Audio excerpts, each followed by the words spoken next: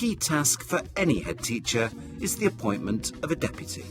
In this film, we've gathered together an expert panel of former head teachers to pass on their top interview techniques for selecting the right candidate. First, let's meet the team. Alan Key, now retired, has 36 years' experience in education, with 15 as a head teacher. Peter Lawrence is Development Director at a trust of 8 schools. He has over 30 years' experience in education, 13 of them as a head teacher. Colin Richardson, also retired, has a total of 41 years' experience in education, with 16 spent as a head. The panel has received an email from new head teacher Sally. I'm about to conduct an interview for a new deputy head. The interview is with an external candidate that has not previously worked in the school. How can I make sure my number 2 will support me in my vision for the school? And have you got any advice for the interview to help me make sure I make the right decision?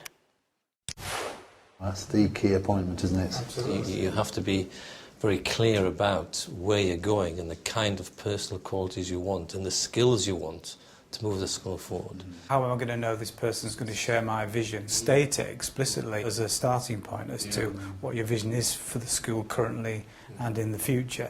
We're appointing somebody whose job after this one is going to be a head. So you're looking for future prospects as well, aren't you? Not just the current role. The last thing a candidate wants is to be stuck in a school as a deputy head for the rest of their career, so you have to make it clear there are opportunities there for them to gain experience and to move on. The panel's first piece of advice is to focus on personal qualities and pick a candidate you could mould for headship. But the heart of it has got to be whether the person who Sally eventually, or the governors select, can work with Sally in such a way you can't put a cigarette paper between them in terms of their values. How they work now in their current role will be how they work when they become a deputy head, and if that working pattern doesn't fit with you as a head, then you shouldn't be appointing them. So it's very important to understand how they come to decisions, how they work operationally, to ensure that you can work well together. Although we were heads, we always made some bad decisions, and you need someone to either point that out to you. You need someone with a fair bit of courage to stand up and say, I'm sorry, but I think you're wrong. The panel's second tip is to look for shared values and find a candidate who will support and challenge you. I think they need to be exposed during the interview process over whatever timescale you set this up to. As many different audiences as you can actually manage to organise in the time that's available, because you do need to get different perspectives, governors, students, parents and so on, and that's very important that you give a deal of thought and take advice. For a senior post like this, you'd look at quite a well-planned assessment centre approach, wouldn't you, with different either scenarios, intra-exercises, group observations, to see how they relate to other people.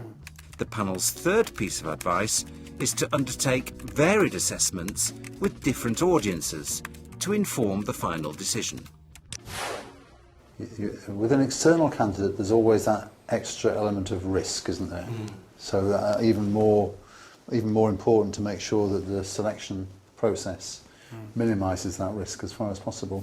But you can also get the benefits, can't you, of experience in other schools and in other contexts, rather than just from within your own school. So if you can get the right person with a background in another school of a different type, if they perform particularly well, but obviously will adapt to the vision and ethos of your particular school, then that can be a major asset as well. The panel's final tip is not to be afraid of appointing an external candidate. So how would we summarise our advice to Sally? If she's not 100% happy, not to appoint, but also to look at this as a golden opportunity, because it is a golden opportunity. If you can make the right appointment, get the right person in as your deputy, that's going to be the biggest asset that you have in your headship, without doubt.